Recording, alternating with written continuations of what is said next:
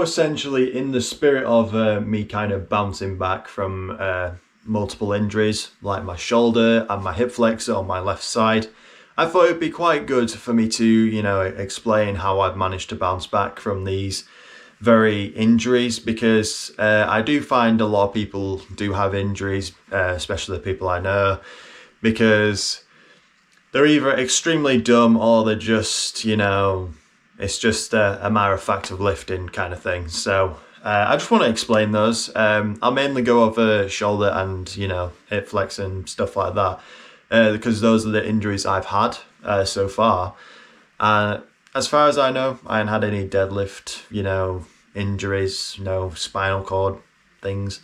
But when it comes to deadlift, I've mainly had like muscle fatigue. That's it, as far as I know, and illness to the point where I can't lift anything. So there won't be any deadlift, kind of thing in this. So, but yeah, we'll get straight into it. When it comes to the bench, well, it was kind of recent. So like I think it was March. Yeah, March. So March, I got my shoulder injured, let's say. So when it comes to my shoulder injury, I think it was a combination of factors, because you tend to find when people lay on their side, so like I mainly laid on my left hand side sometimes because reasons and stuff like that, which I won't go into. But there's also the matter of fact of, my training mixed in with my MMA. So with MMA, there's a lot of, twisting of the arm. Grab his dick and twist it! Oh my god, dude, this is an MMA fight, dude! You too much. Twist that dick! Twist his dick! I'm lifting, I'm pushing, and I'm putting more strain. I'm putting strain on my shoulder, which all those three factors probably came into play and managed to F me in the ass. And well, the way I came back into benching, I didn't really leave benching. I did it consistently. I spoke to my physio a lot about how to, recover from it. He mainly made me do this movement, which is on my how to warm up for bench press video if you want to go check that out. Link won't be in the description because it's a fairly recent video, so you can go and look at that video. But when it comes to, bench press, it's mainly a form movement. You can't really, put all your anger into it like deadlift. And you have to be very, very methodical when you bench, because if you do a slight little tweak and it screws you, then you're kind of screwed. So how I managed to bounce back is that I put into my mind, I'm not a victim. I'm not a victim of this circumstance. I'm just learning. Because yes, all my strength has gone down the toilet, sure. But I can safely say with certainty I'm bouncing back, because, I've managed to bench 120 for week 3. So, and that was 3 weeks ago. That was probably my 3 rep max at the time. And I even lifted up my ass when doing that. But when I did 120 this time, no arse lift, which is a very, very good sign that I'm getting stronger but also more stable. And I think this is also where it came into play, where I got injured, because my arse used to lift and probably put my shoulder at an awkward angle. Hence why keep your arse on the bench, people. It doesn't do you any favours. But yeah, when it comes to bench, I just slowly, reintroduce myself to it. I don't go full on. I slowly recover, try and build up the muscle that I lost, try and build up the mitochondria, the powerhouse of the cells, because when you do exercise, those tend to increase in volume and size, giving you more energy. So try and build that back up again, because inevitably I'd have lost that, because when you haven't benched properly in a long time, you tend to lose strength.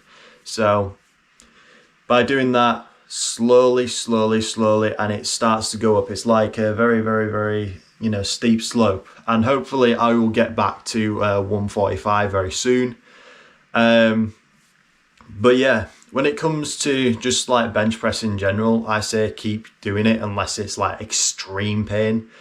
But you gotta know, you gotta lower it. You gotta throw your ego to the side because, I get it. You feel like shit, but you still need to do it. You don't need to quit because when it comes to injuries, sometimes it's the best thing to keep doing it at lower, weight. So just keeping that movement in, keeping your joints not stiff, because if you stiff up your joints by doing fuck all, then you can't do it ever again because it'll just re-injure itself.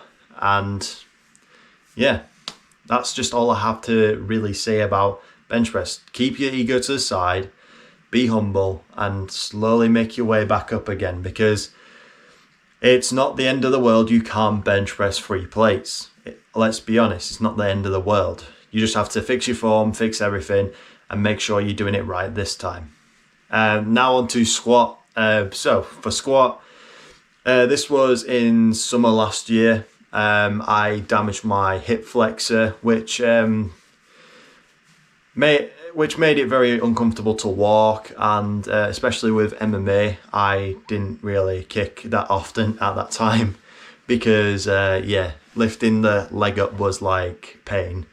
So what I did is just, I lay it heel, I did some stretches, and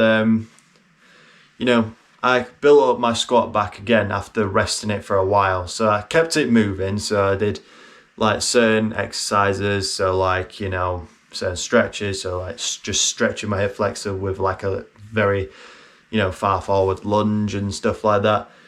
And, just sitting down and then just kicking up with that leg, stuff like that, definitely did help. And I slowly introduced myself to squats because I can remember doing 140 for like just sets of 5, and now, I do more than that with relative ease because, I managed to just slowly introduce myself back into it. And I'm on the course to literally overdoing my 1 rep max, which I'll be honest wasn't the greatest form and probably doesn't count. But I'm definitely going to make it count this time, so I'm slowly building it back up. But also, a thing that I do, which not many people like to do on squats because, leg day's so hard. I don't care. But the thing I very much do, and I will preach by, is Bulgarian split squats. Now, these stretch out your hip flexor and also focus on the bend and stuff like that. Because when you're doing, split squat, you have to use both legs, and in a way you're using your hip flexor muscles that are in the, ball and socket joint to help yourself up, because you're, I'll put me probably doing a Bulgarian split squat. You can see I'm using both legs to get up, even though it looks like I'm just doing one leg. So, but also pull squats, definitely very much recommended for me because it's in that bottom position that you need to be comfortable in, and that's where most injuries probably happen. Because for me, because that bottom position is where your hip flexors are probably most vulnerable in the movement, and trying to get up from that can be a lot harder, especially if you have a hip flexor injury.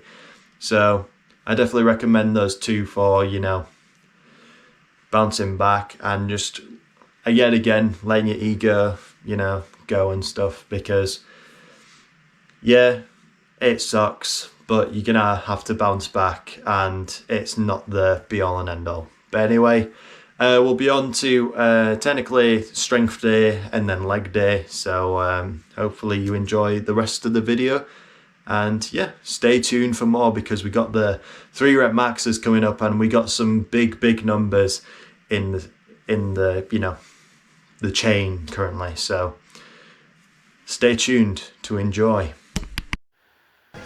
So, starting off the tempos with technically a PR of like tempos because I've recently.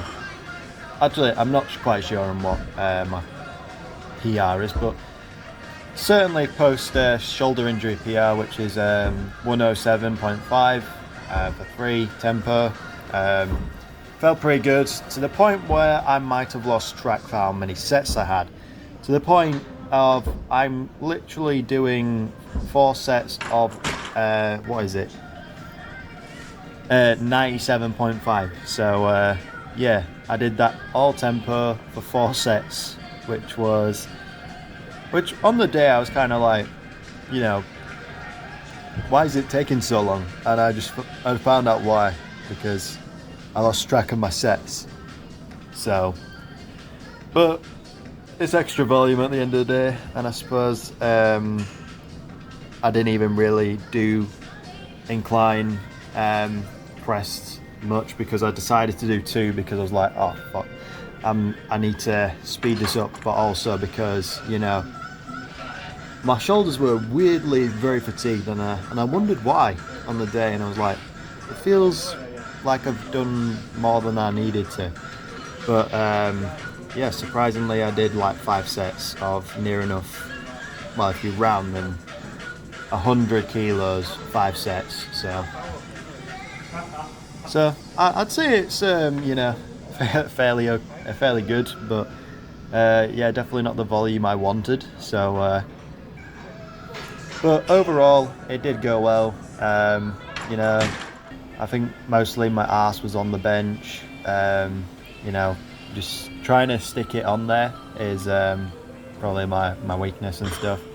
But also, as I found, like, a bit of my upper body needs to get stronger. So potentially in the next block, so like the doubles that I'm going to be doing, probably put Larsen press, which is basically no leg drive, just sheer upper body. So I might go with that as well.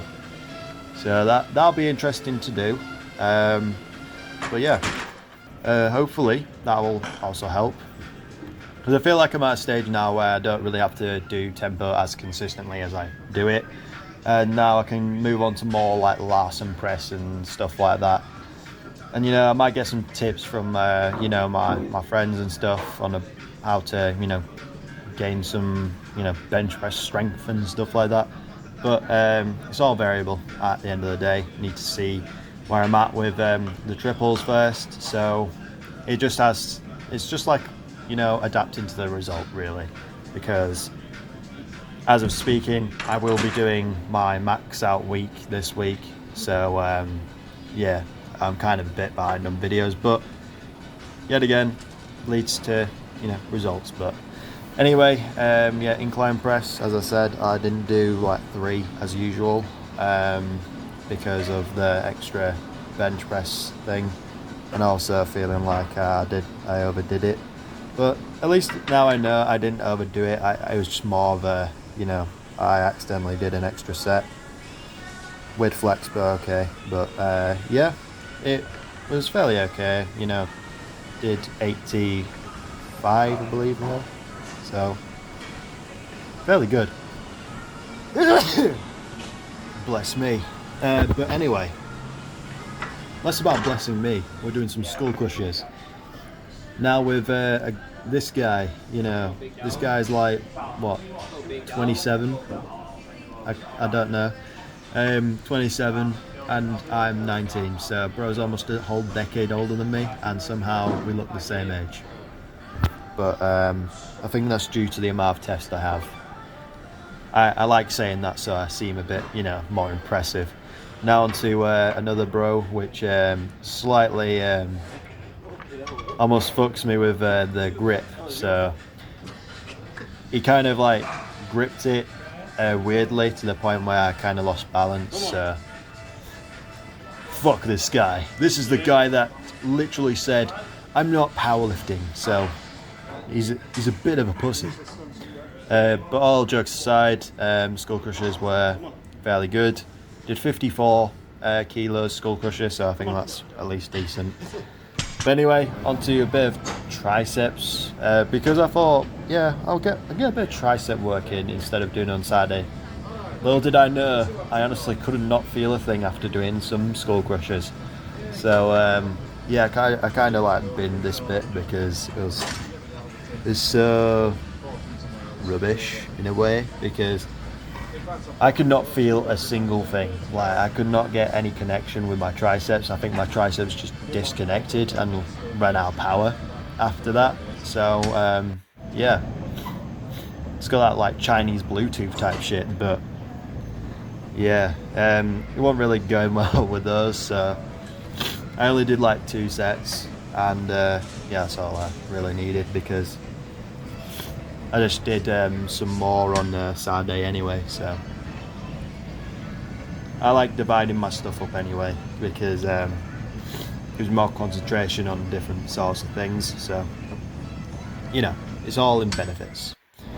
Now on to lateral raises with cable, because you know, I prefer doing it double cabled, but with my gym it's kind of like you have to roll the dice in order to get a fucking cable, which yet again it's a fairly packed gym at sometimes, but I deal with it. I always find something to do, because in a way, by doing nothing, you're just, you know, wasting time.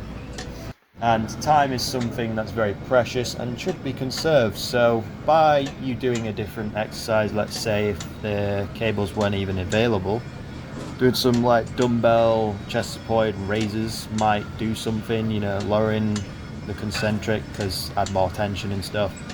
But yet again, it's all, you know, part of the process. You need to adapt to what's going on, and inevitably, you know, things might come your way. You know, you never know. You might find a new machine, a new technique that might make your shoulders burst out of control to the point where you literally look like a One Piece character, you know, with the massive circular shoulders and then stick arms like I used to look. So yeah. But yeah, when it comes to lateral raises, fairly simple. You know, each side. Just try to control it, but not like go slow or anything, because it's constant tension anyway. Then I went on to biceps afterwards, so I did like from this cable, just curls. Well, I think they're called drag curls, so like just dragging my arm up to the point of my shoulder and then lowering it down. That was just like primarily because I had nowhere to go in terms of like bicep stuff. So like the preacher was taken, everything else was taken.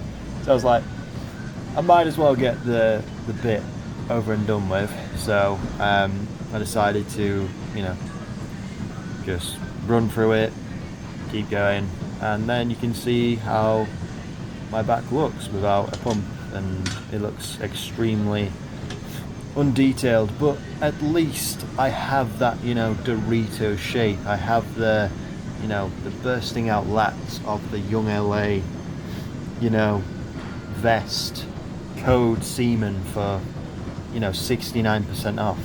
Joking, I don't have a code, but yeah,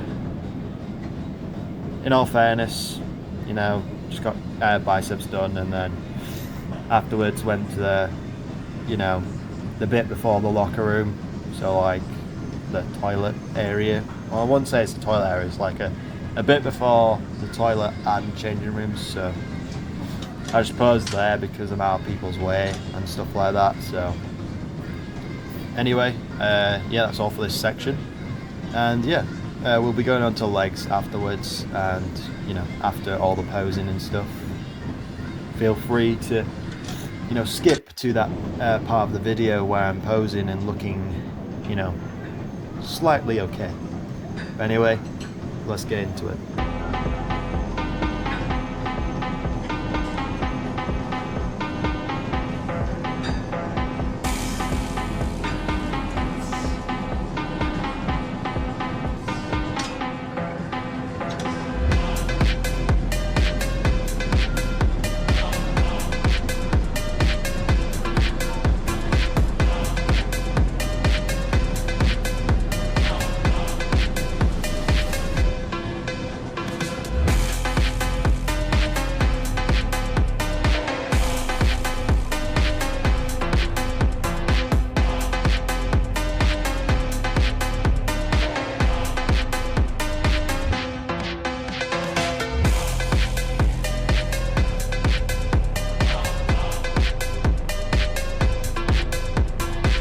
Now, starting off leg day with pause squats as usual. So basically, the whole premise about pause squats is being comfortable in the bottom position. So like when you're at the bottom, it tends to be the hardest point because then you have to literally push up, because a lot of people either have a problem of like sinking their squat because they just let themselves go, or they have like trouble like getting up. So basically squat dysfunction.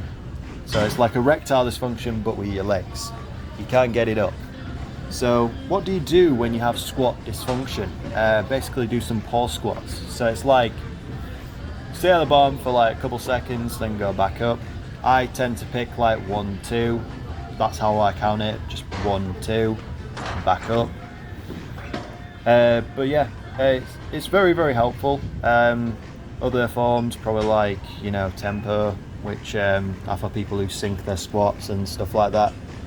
But I'm not much of a sinker of squats because I'd rather keep my joints and my knees, you know. They're very useful, you know, in some ways, but I'd rather keep them. But anyway, onto some RDLs, not too heavy because, you know, I got deadlifts that basically next week. So by going a bit lighter so I can go a lot heavier than this on deadlifts is, you know, just a bit of my strategy of, you know, I don't want to overfuck myself because, you know, having weak hamstrings on a deadlift is kind of like asking for it. So yeah, I just chose to do slow RDLs, you know, make it slightly more painful, but overall not going too far. But we'll be definitely back onto the, you know, the grind of the RDLs. But when it comes to RDLs, I think I'm near enough like 180 at like pure maximum like effort when it comes to 5 reps. So that's at least something. But anyway, Bulgarians, I'm doing it with just my grip at this point. When it comes to my like grip, it kind of depends, you know. Like when I started using the straps for my Bulgarians, it was because my hands just completely give out but way before my legs do. So I've got like 32s in each hand here, which isn't really that much, but I'm kind of like trying to train my grip as well when it comes to it, because, you know, when I'm deadlifting, I need a good grip because I'm doing it raw. You know, like how your parents did and you came out and you're just a fucking mistake. No one? You, Jimmy? I know you are. Nathan? Yeah, I know you are. I just said 2 random people's names, and if they're watching, they're probably crying themselves to sleep. But yeah, getting more grip than last time, making it grippy. So yeah. And yeah, I kind of like just chucked them aside and was like, I'll just use chalk and then just see how it go, which it went fairly well anyway. So but anyway, when it comes to, you know, legs, we gotta do the, you know, leg press, single leg, double leg, you know, because I tend to find with single leg press, you kind of feel more in a different part of your quad. They have loads of lateralis or whatever the fuck it's called, but I can't remember the, you know, the whole of the quad, but it's, you know, the kind of like bits to the, you know, external bit, which is, you know, your more lateral bits of your quad. So yeah, it definitely helps. And also doing the double leg, I can emphasize this like V stance, which also gets, you know, the teardrop muscle, which I see it as, you know, a good combo, because I'm building those, you know, those quad muscles that I really need to build out, you know, to get that, you know, massive like quad look, but also the teardrop muscle that in my squats and stuff, I can't really target those because I'm doing a wide stance, and if I was doing a narrow stance, it would probably be more, you know, the teardrop muscle as well, because it's activated once your knee goes past your, you know, hip fold or whatever. But when it comes to just like leg press in general, I find it's quite nice.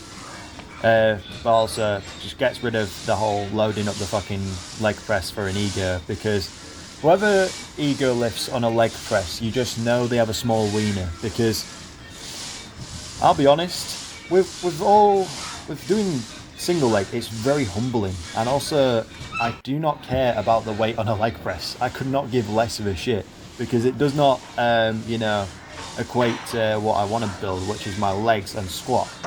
Because yeah, you can go extremely heavy on a leg press doing both legs, but I don't really see the benefit.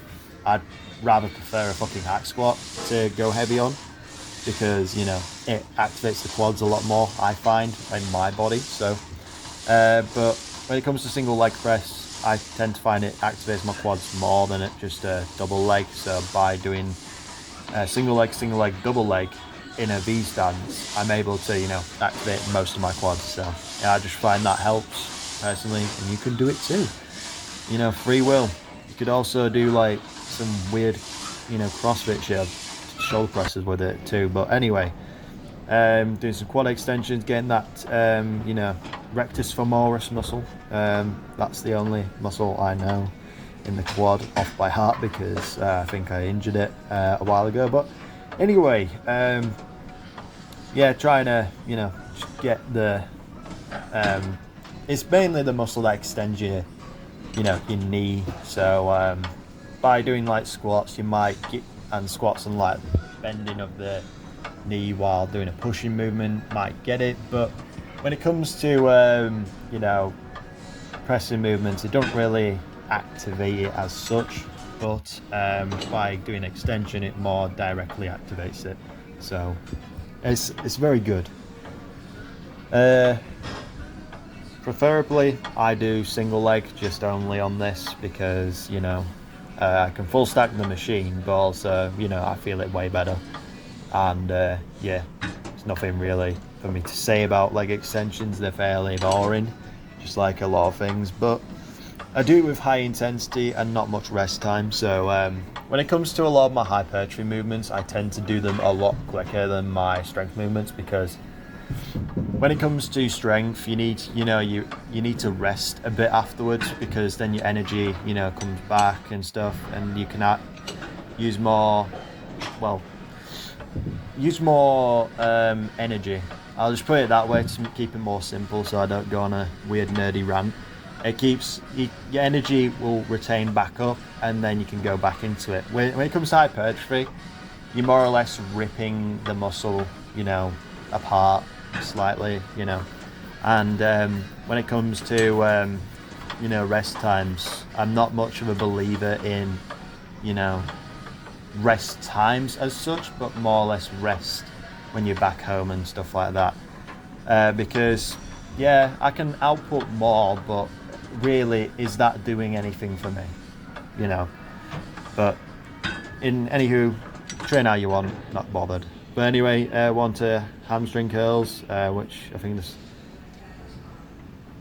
the first set I did, I was like my second set, and then you know, the second set you're seeing after that is essentially my third. So I do a bit of a drop set on that, just to, you know, add more intensity, because I find with leg curls, especially with a Techno Gym one, I don't really get much out of it. But it does something. It's just not the greatest leg curl in the world, because there's the one where you have like a bar in front of you and you can like pull yourself forward. I find those to be the best. I don't like the, you know, oh princess, you know, fucking hamstring curls, you know, where you just killing up to your bum and you're like in doggy style position. It's a bit violating, not gonna lie. But yeah, I don't like those ones. I prefer the pulling forward ones. But anyway, adductors, so basically good girls, as some people like to call them, because you're closing your legs, not being an absolute slag, a man slag as you will. So yeah, just trying to, you know, get those stabilizer muscles, so I can stabilize my squat and also be very, very strong. So yeah, that's all I really have for today. No showing off the legs, because yeah, like her says, show off the legs, and I just say no, because you know they're not up to my standard, and also I chatted to people for too long, so the pump was already gone. But anyway, that's all for today's video. Thank you. Please consider liking and subscribing, and I'll see you in the next one. Goodbye.